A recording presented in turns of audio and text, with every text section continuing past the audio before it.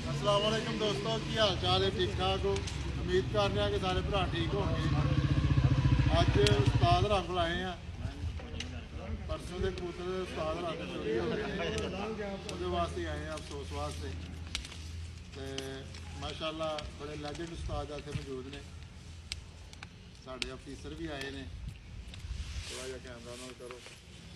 तो इंशाअल्लाह पूरी तमाद है असी कि जोड़े बंद ने भी कबूतर चुके ने बहुत जल्द लोगों दी नज़रों के सामने होंगे और उन्होंने एक मशवरा भी है बरादराना कि अगर वो बचना चाहते हैं तो ट्रेस होने तो पहले जिन्ने भी बंदे बैठे ने बेहतर हालत यह है कि उस्ताद हरां नाल राबता करन। अगर वो उस्ताद हरां राबता नहीं कर सकते, डरते ने या किसी होर वजह तो राबता नहीं कर सकते, साढ़े चो किसी भी बंदे नाल राबता कर सकते हैं।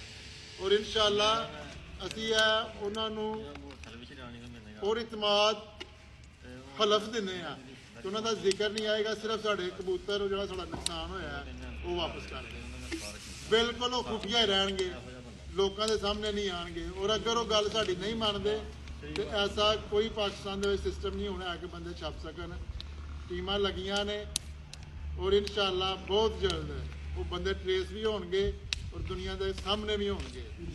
वो तो पहले अगर वो बंदा अपने आप को बचाना चाहता है तो उस्ताद नाल राबता कर ले, साढ़े को किसी बंदे नाल राबता कर ले, तो असी उसका राज कदे भी ता जिंदगी उन्होंने ओपन नहीं करांगे इंशाअल्लाह।